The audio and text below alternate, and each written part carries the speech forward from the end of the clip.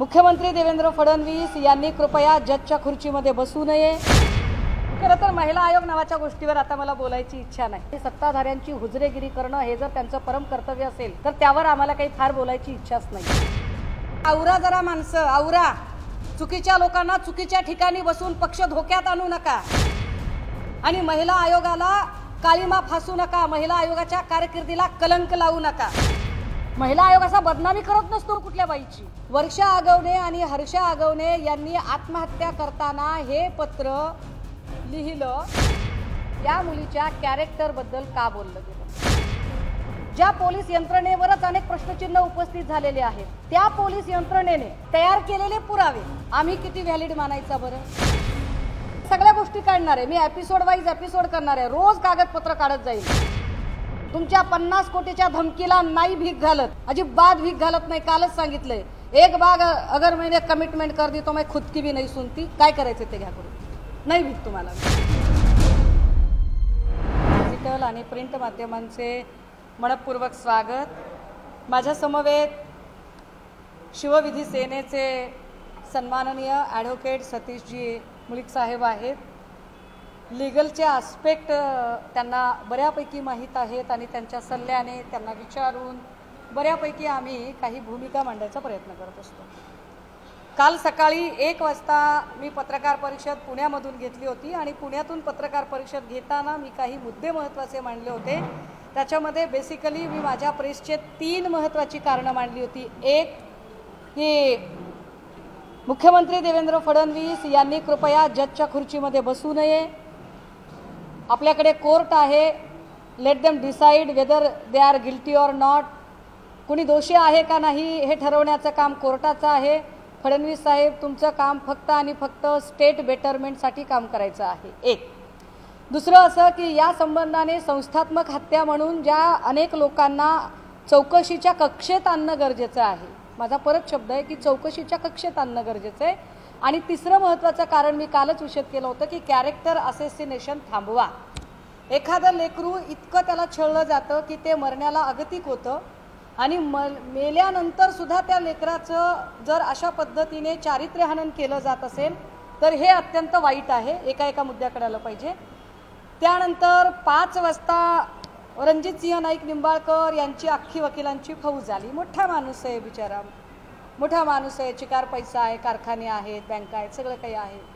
त्यामुळे खूप मोठी वकिलांची फौज आली। वकिलांच्या फौजेने खूप सारे मुद्दे निर्माण केले आणि ते असं म्हणाले की मी 50 कोटी 48 तासाच्या आत जर मी माफी नाही मागितली तर ते माझ्यावरती 50 कोटीचा दावा ठोकतील।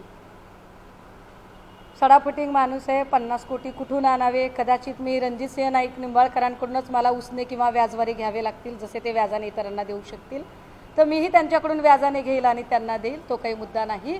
मुद्दा हा आहे की ते असं म्हणाले की सुषमा अंधारे या अत्यंत बेसलेस बोलत आहेत, त्यांच्या बोलण्याला काही आधार नाही।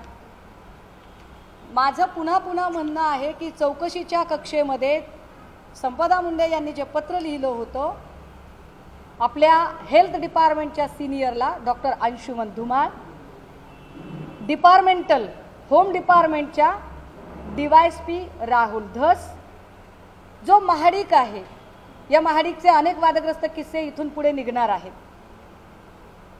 ते सिनियर PI महाडिक, खासदारांचे 2 PA। आता त्याच्यात युक्तिवाद असा केला की खासदारांचे 2 PA, खासदारांचं नाव कुठे घेतलंय? तर माझा परत प्रश्न आहे, मग नागटिळक आणि राजेश शिंदे कुणाचे PA आहेत सांगा बाबा? जर खासदार म्हणजे अमुक एक खासदार नाही तर हे दोघं कोणत्या खासदाराचे PA आहेत ते तुम्ही एकदा सांगा। आणि खालचे 2 लोक जे तिला तिच्या गावावरून आणि तिच्या आडनावावरून तिच्या जात समूहावरून तिला टॉर्चर करत होते ते API जायपात्रे आणि PSI पाटील। अशा लोकांना चौकशीच्या कक्षेत आणावं हा माझा कालही शब्द होता, आजही आहे, मी शब्द फिरवलेला नाही। आता मी असं म्हटलं की अनेक गुन्हे हे रणजितसिंह निंबाळकर यांच्यामुळे दाखल होतात, त्यांच्या प्रभावाखाली दाखल होतात। आता त्यांच्या प्रभावाखाली दाखल होतात म्हटल्यावर त्यांनी लगेचच मानहानी वगैरे सुरू केलं। काल मी हा फोटो दाखवला होता आणि या मुलीला मी हजरही केलं होतं। या मुलीला मी हजर केलं। खरं तर या जुळ्या बहिणी आहेत, एक वर्षा आणि दुसरी हर्षा, आणि दोघींनी आत्महत्येचा प्रयत्न केला होता। या दोघींनी जो काही आत्महत्येचा प्रयत्न केला त्यांनी एक सुसाइडल नोट लिहिली होती। ती सुसाइडल नोट जरा मी इथं वाचली पाहिजे। रणजितसिंह नाईक निंबाळकरांचा संबंध येतो का नाही मी हे आपल्यालाही देणार आहे सॉफ्ट कॉपी। याच्यात तिने त्यावेळेला काय लिहिलेलं आहे लक्षात घ्या, हे महिला आयोगाला दिलेलं आहे बरं का, मी येणार आहे त्याच्यावर। पप्पा तुमची खूप आठवण येते, मागच्या आठवड्यात सिव्हिल हॉस्पिटल तुमची अवस्था पाहिली, डोळ्यासमोरून जात नाही। तुमच्यासारख्या खंबीर माणसाच्या डोळ्यात घटकोघटकी पाणी बघून आम्हाला हातबल झाल्यासारखं वाटतंय। मम्मी आणि आपल्या घरातले तुम्हाला बाहेर काढण्यासाठी रात्रंदिवस पळतायत। या महिन्यात तुम्ही काही दिवस मम्मी सोबत राहिलो, त्यामुळे ती ज्या परिस्थितीतून जात आहे ते तुम्हाला कसं सांगू हे कळत नाही। संतोष काकांनी तुमच्यावर केस टाकली। संतोष काकांनी, नाईक निंबाळकरांचे कार्यकर्ते, संतोष काकांनी तुमच्यावर केस टाकली। तेव्हा आम्ही दत्तू काकांकडे गेलो व तुम्ही असं चुकीचं का करताय, असं नका करू, आम्हाला पप्पांशिवाय कुणाचा आधार नाही असं म्हणून केस माघारी घेण्याची विनंती केली। त्यावेळी ते आम्हा दोघींना म्हणाले, काय म्हणाले ते, बाळ मी काही करू शकत नाही, आमच्यावर खासदार रणजित दादांचा खूप दबाव आहे। सुसाइडल नोटमधला उल्लेख आहे हा। मी का काल नाव घेतलंय त्याचे आधार आहेत माझ्याकडे, की आमच्यावर खासदार रणजित दादांचा दबाव आहे असं फिर्यादीकर्त्याने सांगितलं। हे मुलगी सुसाइडल नोटमध्ये लिहिते, नोट खूप मोठी आहे ही। याच्यात पुढे दत्तू काका असे बोलल्यावर आम्ही संतोष काकांच्या घरी गेलो, पण तिथे पोचल्यावर बाळू कदम आले आणि आता या बाळू कदमांची ऑडिओ मी ऐकवणार आहे आपल्याला। बाळू कदम आले आणि संतोष काकांना आम्हाला बोलू दिले नाही। लगेच दत्तू काका आणि बाळू कदम संतोष काकांना घेऊन गेले। तिथून आम्ही घरी आलो। संतोष काकांना घेऊन गेलेला बाळू कदम म्हणजे ज्याने आधी तुमच्यावर केस केली होती तोच तो। हे लक्षात आल्यानंतर तुम्हाला खोट्या केसेसमध्ये अडकवण्याचा कट रचला जातोय हे आम्हाला समजायला लागले। पुन्हा एकदा खासदार रणजित दादा व तुमची चांगली मैत्री होती। मी हे 4 पानी पत्र वाचून आपला वेळ घेणार नाही, पण याच्यात रणजित निंबाळकर यांचा किती वेळा उल्लेख आला हे पत्र सॉफ्ट कॉपीने आपल्याला कळेल। आपण ते नंतर आपापल्या माध्यमांवर दाखवावं। आता या सुसाइडल नोटमध्ये जे त्या मुलीने लिहिले त्या मुलीचा फोटो मी आपल्याला दाखवला। ही मुलगी ICUला होती। नशीब संपदा मुंडे हाताला लागली नाही, पण ही पोरगी हाताला लागली आणि वाचली। आता या मुलीने सुसाइडल नोट करताना एक पत्र आयोगाला लिहिलं। मला कमाल वाटते। खरं तर महिला आयोग नावाच्या गोष्टीवर आता मला बोलायची इच्छा नाही।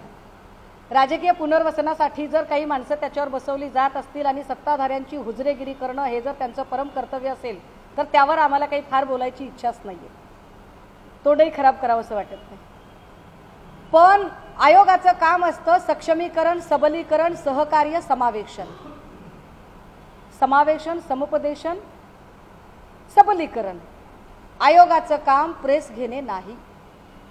काल मी जे प्रश्न उपस्थित केले ते पोलीस स्टेशन आणि पोलिसांवर केले। बाजूला पोलीस अधिकारी बसले, पत्रकार पोलीस अधिकाऱ्यांना प्रश्न विचारतात आणि पोलीस अधिकाऱ्यांच्या आधीच आयोग पटा राघूसारखा बोलायला लागला। मी आयोगाला प्रश्नच विचारलेले नाही। बरं, आता त्यांनी जे काही प्रश्नांची उत्तरं द्यायला लागले त्या उत्तरांमध्ये खरंच हे गरजेचं होतं का की या मुलीच्या कॅरेक्टरबद्दल का बोललं गेलं? पहिली गोष्ट, तुम्ही तिचं मेल्यानंतरचं कॅरेक्टर असोसिएशन करताय। मुळात जिथे तपास यंत्रणेवरच माझा आक्षेप आहे, मुळात जिथे पोलीस यंत्रणा संशयाच्या घेऱ्यात आहे, जी पोलीस यंत्रणा संशयाच्या घेऱ्यात आहे, ज्या पोलीस यंत्रणेवरच अनेक प्रश्नचिन्ह उपस्थित झालेले आहेत, त्या पोलीस यंत्रणेने तयार केलेले पुरावे, त्या पोलीस यंत्रणेने समोर आणलेला व्हॉट्सअप चॅट आम्ही किती व्हॅलिड मानायचा बरं? आणि त्या व्हॉट्सअप चॅटच्या आधारे जर आयोगावर बसलेली एखादी व्यक्ती जर सांगत असेल की मुलीचं असं झालं तसं झालं, मग ते 2 ठिकाणी वगैरे, मुळात हा आयोग काय पद्धतीने काम करतो हे एकदा सांगितलं पाहिजे। जर आयोगाला इतका म्हणजे पत्रकार परिषदा घ्यायचा एवढा नाद आहे, आयोगाला जर एखाद्या मुलीबद्दल इतका कळवळा आहे, तर तो कळवळा वर्षा आगवणे आणि हर्षा आगवणे यांच्याबद्दल का आला नाही? वर्षा आगवणे आणि हर्षा आगवणे यांनी आत्महत्या करताना हे पत्र लिहिलं। हे पत्र त्यांनी लिहिताना याच्यात ज्या CC दिलेल्या आहेत किती तारखेचं पत्र आहे हे? 8/11/2022. विशेष आयोगाला बघा काय लिहिलेलं आहे त्याच्यामध्ये. विषय: फलटण शहर तसेच ग्रामीण पोलीस स्टेशनचे काही अधिकारी व कर्मचारी तसेच सेंट्रल बँक ऑफ इंडिया शाखा गिरवीचे प्राधिकृत अधिकारी श्री किरण डुकरे. बघा चौकशीच्या कक्षेत नावं किती किती येत आहेत ती.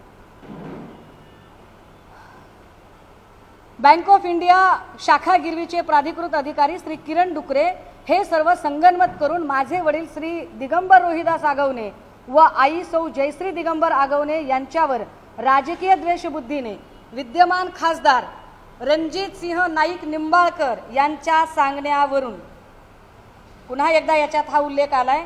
हा उल्लेख आजचा नाही साहेब, हा उल्लेख 2022चा उल्लेख आहे. हे शासनाला गेलेलं पत्र आहे. रणजित सिंह म्हणाले ना की माझा काही इंटरफिअर नाही. पीडित लोकांनी लिहिलेली पत्र आहे आणि त्याचे पुरावे मी आपल्या समोर देते की रणजित सिंह नाईक निंबाळकर यांच्या सांगण्यावरून वेगवेगळ्या खोट्या फौजदारी केसेस दाखल करून त्यांना त्रास देऊन भीतीचे वातावरण तयार केल्यामुळे 6/11/2022 रोजी नैराश्यामुळे व मानसिक ताणतणावामुळे आत्महत्येला सामोरे. काय जर तुम्हाला एवढ्या पत्रकार परिषदा घेण्याचा नाद आहे तर वर्षा आगवणे आणि हर्षा आगवणेच्या प्रकरणात तुम्ही का घेतली नाही पत्रकार परिषद? का नाईक निंबाळकरांना तेव्हाच प्रश्न विचारले नाही? का तुम्ही वैष्णवी हगवणे प्रकरणात वैष्णवीच्या बाजूने प्रश्न विचारले नाही? का तुम्ही वेगवेगळ्या टीव्ही चॅनलच्या डिबेटमधून पळून गेला होतात? का तुम्हाला तनिषा भिसे प्रकरणात रिपोर्ट सादर करायचा होता जो आतापर्यंत सादर करता आला नाही? मी अजून खूप काही बोलू शकते, पण एखाद्या लेकराचं कॅरेक्टर असोसिएशन फक्त तुम्हाला आता भाजपकडे उडी मारायची म्हणून भाजपचा एक माणूस वाचवायचा आहे का तर मुख्यमंत्र्यांनी त्याला क्लीन चिट देण्याचा प्रयत्न केला म्हणून तुम्ही तातडीने जाता आणि मुख्यमंत्र्यांची मेहर नजर तुमच्यावर व्हावी याच्यासाठी जर तुम्ही अशा पद्धतीने वागत असाल आणि त्या पोरीचं कॅरेक्टर असोसिएशन करत असाल तर तुम्हाला काय बोललं पाहिजे? तुम्ही महिला आयोग आहात. महिला आयोग असा बदनामी करत नसतो कुठल्या बाईची. म्हणजे मला सुनील तटकरेंना या पत्रकार परिषदेच्या निमित्ताने सांगायचंय, आवरा जरा माणसं, आवरा. चुकीच्या लोकांना चुकीच्या ठिकाणी बसून पक्ष धोक्यात आणू नका आणि महिला आयोगाला काळीमा फासू नका, महिला आयोगाच्या कारकिर्दीला कलंक लावू नका अशा पद्धतीने वागून.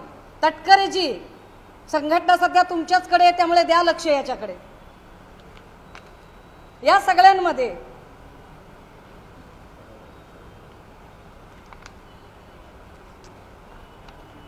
मी काहीच केलं नाही, माझा संबंधच येत नाही. ईडीची तक्रार आहे. ईडीची तक्रार दिगंबर आगवणेच्या विरोधातली आहे. एखाद्या माणसाला किती फसवावं मी त्याच्या सगळ्या गोष्टी काढणार आहे. मी एपिसोड वाईज एपिसोड करणार आहे. रोज कागदपत्र काढत जाईल.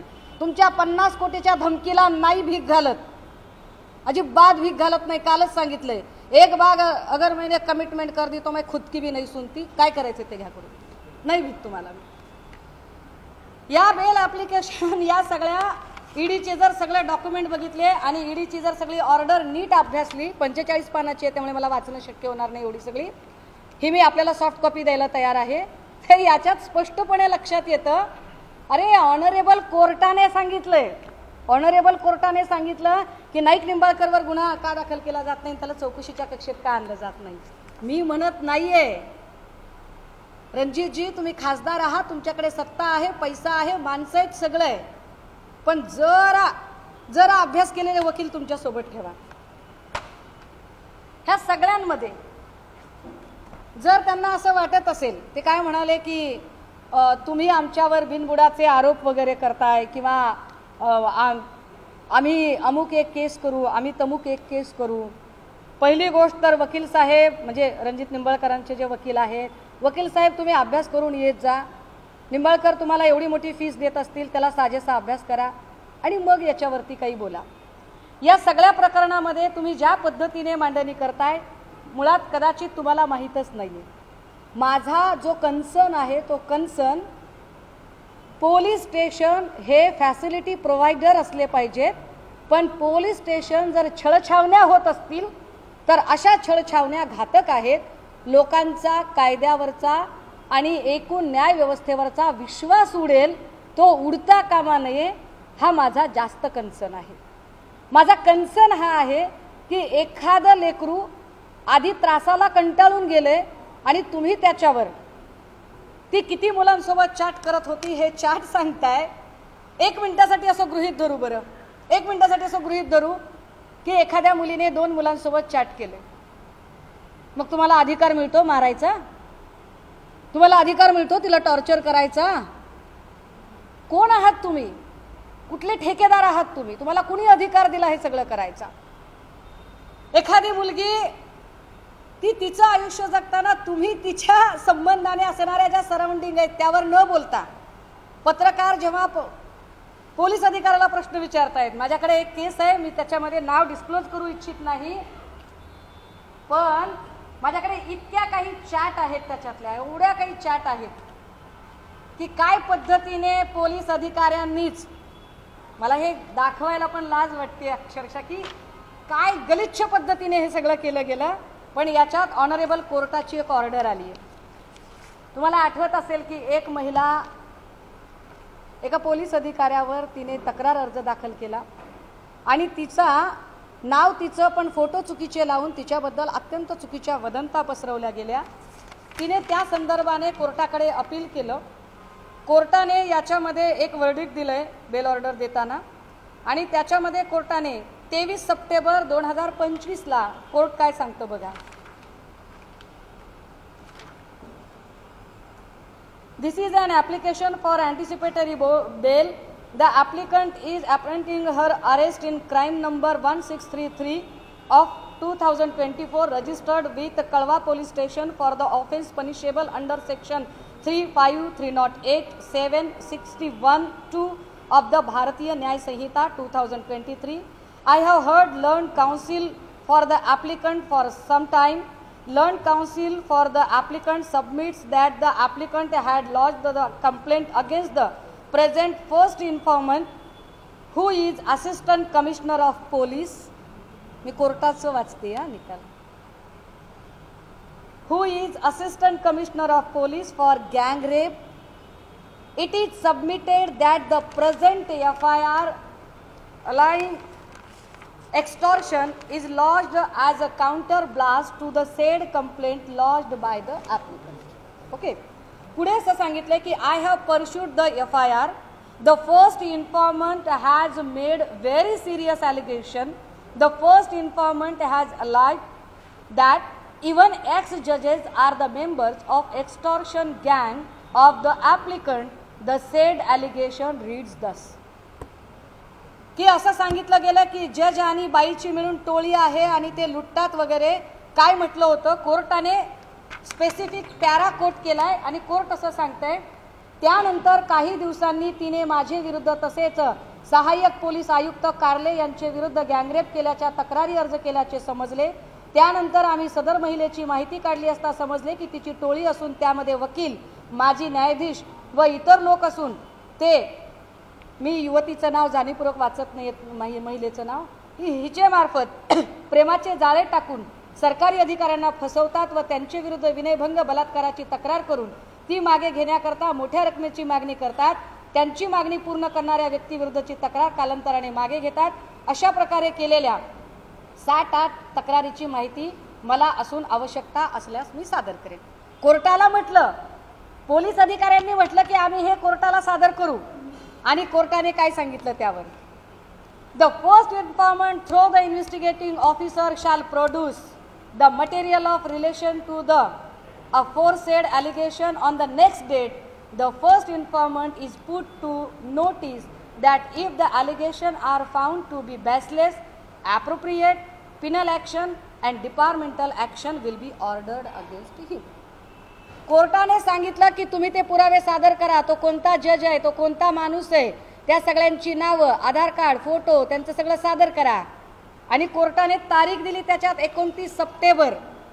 29 सप्टेंबरला काय झालं दादा हो, 29 सप्टेंबरला पोलीस अधिकारी कोर्टाकडे गेले आणि म्हणाले आम्ही माफीनामा द्यायला तयार आहोत, आणि कोर्टाने सांगितलं आता आम्हाला माफीनामा नको, आता माफीनामा नको, आता आम्हाला ते माहितीच हवी आहे, आणि ती माहिती जर नाही मिळाली तर आम्ही तुमच्या विरोधात इन्क्वायरी लावू, डिपार्टमेंटल ॲक्शन घेऊ।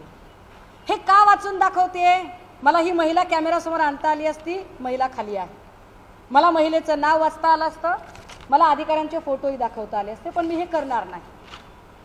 मुद्दा काय आहे की इथे ज्या पोलीस अधिकाऱ्यांच्या बद्दल कोर्टाने हे सुनावलेलं आहे, याचा दुसरा अर्थ पुन्हा एकदा तोच होतोय की पोलीस स्टेशन छळछावण्या होत आहेत का? पोलीस स्टेशन हे फॅसिलिटी प्रोव्हायडर असले पाहिजेत, रक्षकच कायद्याचे भक्षक होत आहेत का?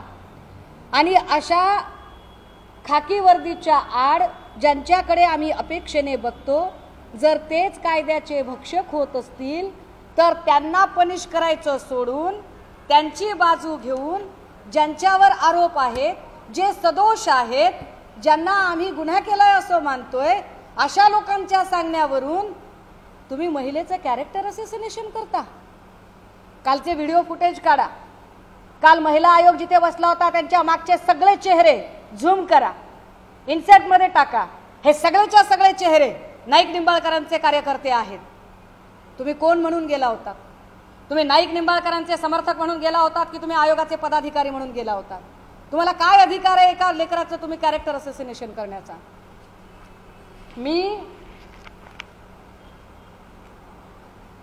ते म्हणाले की माझ्या म्हणण्यावर काहीच होत नाही, मी कशाला तक्रार दाखल करेल बाबा, मी नाही तक्रार दाखल केली. हॅलो, दादा मी जयश्री बोलते.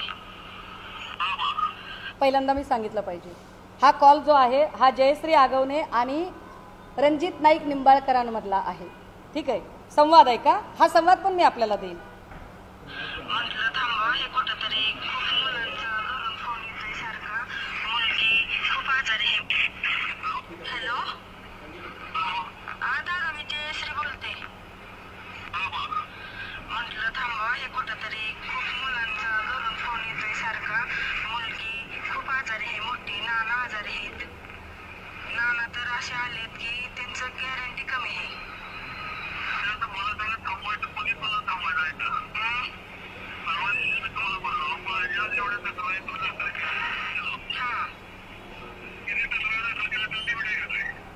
किती आता मी काय बघितलं नाही दादा, थांबा आपण तुमच्या आता तुम्ही कुठेतरी मी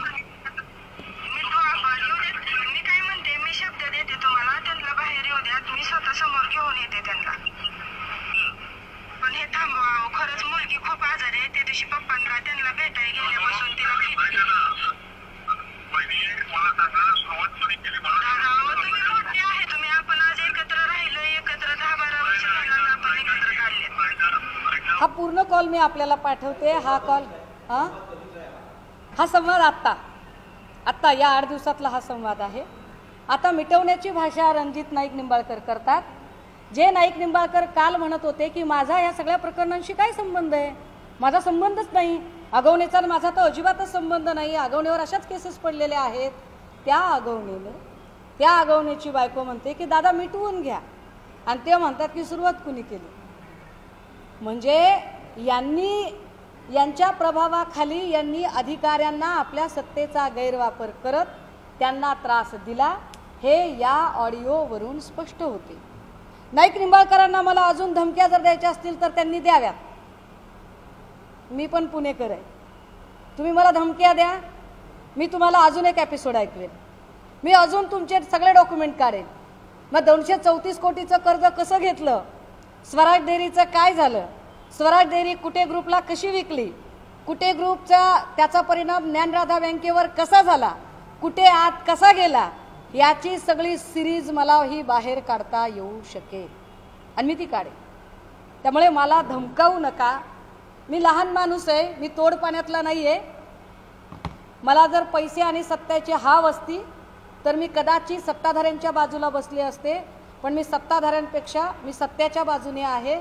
माझ्यावर तुमच्या धमक्यांचाही प्रभाव होणार नाही आणि तुमच्या आमिषांचाही प्रभाव होणार नाही. हां, पण मी उर्मट नाही, मी विनम्र आहे. मी अत्यंत नम्रतेने सांगते, पुन्हा एकदा सांगते माध्यमांच्या समोर, medical officer doctor Anshuman Dhumal, DYSP Rahul Dhas, senior PI Mahadik, API Jaypatre, PSI Patil, 2 PA Shinde आणि नागटिळक, स्वतः रणजित सिंह नाईक निंबाळकर, ही सगळी माणसं चौकशीच्या कक्षेत आली पाहिजेत. मी नम्र माणूस आहे. आपण मला तिथून धमक्या द्यायची गरज नाही. मी निहत्ती, काय माझ्याकडे काही माणसं नाहीत, हत्यारं नाहीत, काय नाही. मी निहत्ती फलटणला यायला तयार आहे. मी 2 किंवा 3 तारखेला फलटणला स्वतः येते. काय तुमची लोक माझ्या अंगावर घालायची ती घाला, काय हल्ले करायचे ते करा. मेलेल्या लेकराचं तुम्ही कॅरेक्टर असोसिएशन केलंय म्हटल्यावर आमच्यासारख्यांच्या बाबतीत तर तुम्ही काही करू शकताय. तर तुम्हाला जे करायचंय ते करा. मी लढणार आहे. आणि होय, मी फलटण पोलीस स्टेशनला येणार आहे. फलटण पोलीस स्टेशनला येण्याची माझी तारीख 2 किंवा 3 असेल, ही माध्यमांच्या समोर आता स्पष्ट करते. थँक्यू.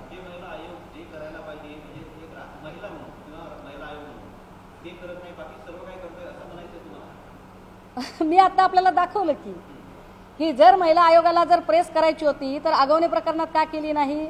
ज्या पोरींनी आत्महत्या केली आणि करायचा प्रयत्न केला आणि ज्यांनी पत्र लिहिले 22ला, प्रश्नच नाही. ही पत्रकार परिषद ही आयोगाची पत्रकार परिषद नव्हती. ही रणजित सिंह नाईक निंबाळकर यांच्या बचावासाठी घेतलेली, सत्ताधाऱ्यांनी घेतलेली पत्रकार परिषद होती. कारण बघा, त्या पत्रकार परिषदेत जर मी 1 वाजता फक्त आणि फक्त तपास यंत्रणेवर प्रश्नचिन्ह निर्माण केलेत, 1 वाजता मुलगी का गेली, हॉटेल कुणाचं आहे, डेड बॉडी का उचलली, हस्ताक्षराच्या वर मी प्रश्न विचारलेत. म्हणजे माझे प्रश्न हे सगळे लाईन ऑफ इन्व्हेस्टिगेशनचा भाग आहे. मला उत्तर अपेक्षित आहेत लाईन ऑफ इन्व्हेस्टिगेशनचा भाग असणाऱ्या लोकांकडून. आयोग तपास यंत्रणेचा भाग नाही, अजिबात नाही. त्यामुळे आयोगाने मध्ये पडायचं कामच नाही. आयोगाला जिथं मध्ये पडायचं तिथं कुठे पडतोय आयोग? आता तिकडे ते काहीतरी नागपूरचं प्रकरण झालंय, पडावं त्याच्यात आयोगाने. का तुम्ही वर्षा आगवण्याच्या पत्राला आणि विशेष माझ्याकडे कॉल रेकॉर्ड आहे, मी ऑन कॅमेरा सांगते, माझ्याकडे कॉल रेकॉर्ड आहे. हे सगळं झाल्यानंतर आज येताना महिला आयोगाकडून फोन आला हर्षा आगवणेला की तुमचं पत्र आमच्याकडचं सापडत नाहीये, तुमच्याकडे असेल तर आम्हाला दाखवा, आम्ही पोलीस स्टेशनला फोन करते गुन्हा नोंद करण्यासाठी. हे ते पत्र त्या मागत होत्या. लक्ष कसं राहील ऑफिसमध्ये कोणतं पत्र आलंय कोणतं नाही ते? आयोगाला जर लक्ष द्यायचं असेल ना, तर आपल्या कार्यक्रमामध्ये जिथं आपल्या पक्षाचं चिन्ह आणि नेत्यांचं बॅनर लागतंय तिथं जो लावणीचा प्रोग्राम झालाय तिकडं लक्ष द्या. आणि नोटिसा पाठवायच्या असतील तर लावणीचा कार्यक्रम घेणाऱ्या त्या लोकांना आयोग म्हणून नोटिसा द्या, तिथं तुमचा बडगा दाखवा. इतर ठिकाणी तुम्ही कॅरेक्टर असोसिएशनच्या भानगडीत पडायचं नाही. अन्यथा आम्ही सभ्य आहोत, सज्जन आहोत, सुसंस्कृत आहोत, पण सहनशीलतेचा अंत बघू नका.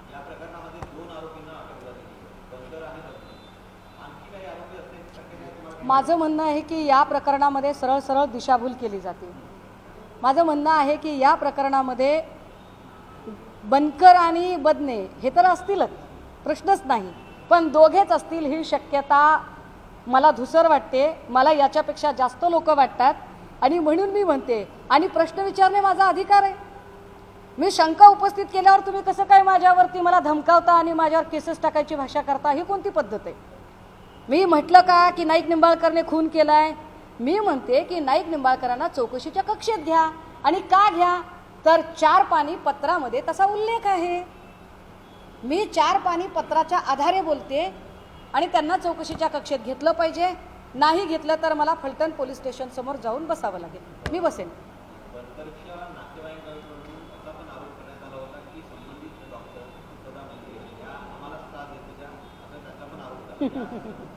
दादा, काल मी पत्रकार परिषद घेतली.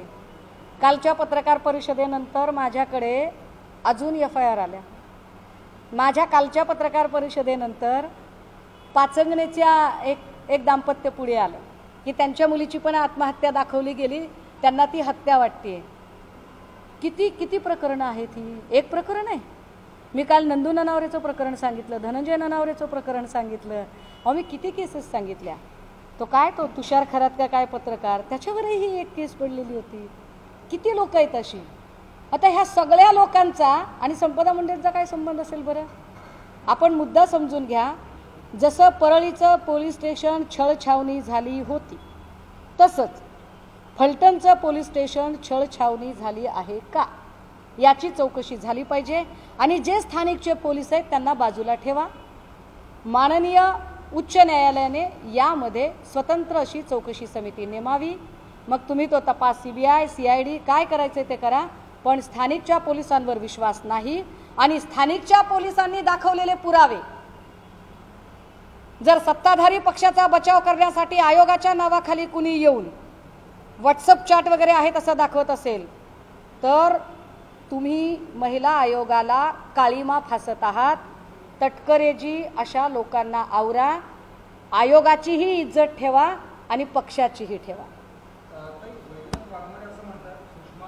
ए चल अजय चिल्लर लोकांना नका बोलू।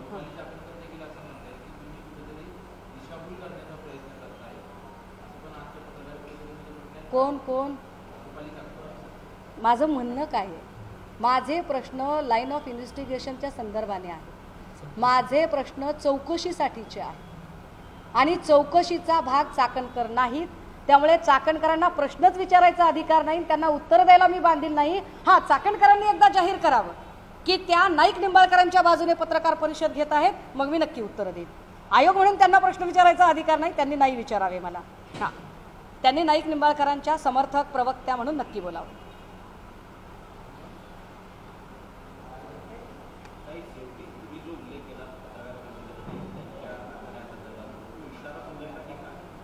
काय म्हणताय? सॉरी,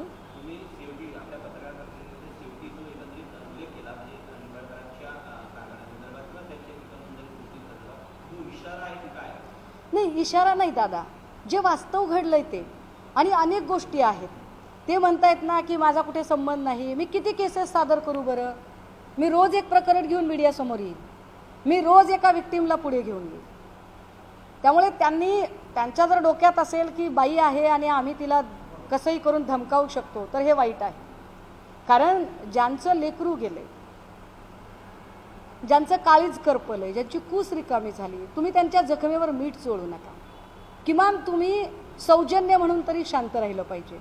पण काय करावं आता, आयोगावर महिला काम करते आणि तिच्याकडे ते सौजन्य नसतं, काय करणार?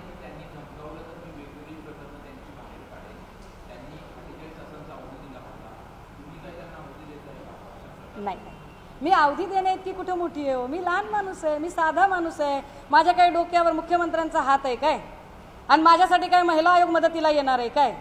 सत्ताधाऱ्यांच्या वळचणीला गेलेला आयोग माझ्या मदतीसाठी येणार आहे? मी साधा माणूस आहे, सडापटिंग माणूस आहे। मी काय म्हटलं की मी विनम्र आहे, मी उर्मट नाही। मी विनम्रतेने पोलीस स्टेशनला जाऊन बसेल आणि मी फक्त तुम्ही चौकशीच्या कक्षेत त्यांना घ्या एवढंच सांगेन। मी गुंड नाहीये, मी मवाली नाहीये, मी उर्मट नाहीये, मी कुणालाही धमकावणीची भाषा करू शकत नाही। मी कायद्याचा आदर करणाऱ्यांपैकी आहे।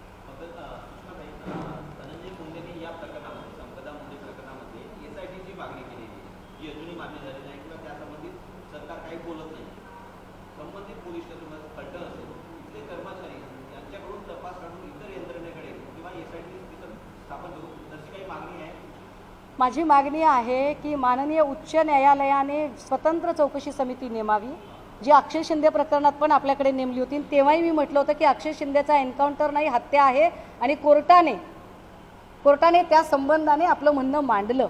मी सोमनाथ सूर्यवंशी प्रकरणामध्येही ही कस्टडियल डेथ आहे हे फार प्रकर्षाने मांडत होते आणि कोर्टाने ते मान्य केलं। मी वेग बोलत नाहीये, मी हातात कागद घेऊन बोलते। आता आमचं काय म्हणणं आहे की एक तर तुम्ही कॅरेक्टर असोसिएशन थांबवा, अन्यथा मग आम्हाला पण वाईस वर्षा वार आम्हाला त्याच्यावर येऊ देऊ नका प्लीज। आम्ही फार नम्रतेनं बोलते, आम्ही हात जोडलेत ना, हात उघडायला भाग पाडू नका। पण याच्यामधले सगळे CDR निघाले पाहिजे। महाडिक आणि रणजितसिंह नाईक निंबाळकर या दोघांचे CDR निघाले पाहिजे। महाडिक आणि राहुल धस यांचा CDR निघाला पाहिजे। महाडिक, रणजितसिंह नाईक आणि बदने बनकर यांचे CDR निघाले पाहिजेत। दिलीप भोसले, रणजितसिंह नाईक निंबाळकर, बदने यांचे CDR निघाले पाहिजेत। मी ज्या ज्या लोकांची नावं घेते त्यांचे CDR तपासले जावेत। मी असं अजिबात म्हटलं नाही की अमक्याने गुन्हा केलाय। माझ्या शंका आहेत, मला प्रश्न विचारायचा अधिकार आहे, मला न्याय मागायचा अधिकार आहे। माझ्या जिल्ह्याची लेकमाता आहे, फक्त माझ्या जिल्ह्याची म्हणून नाही, राज्यातली कुठली पण लेकमाता असती तर मी इतक्यात तडफेने उभी राहिली असते. पण एखाद्या लेकराला मेल्यानंतर तुम्ही जे छळलंय ते चीड आणणारं आहे, मी तुम्हाला सोडणार नाही. भैया अभी तो मैंने ट्रेलर दिखाया है, पूरा पिक्चर बाकी है.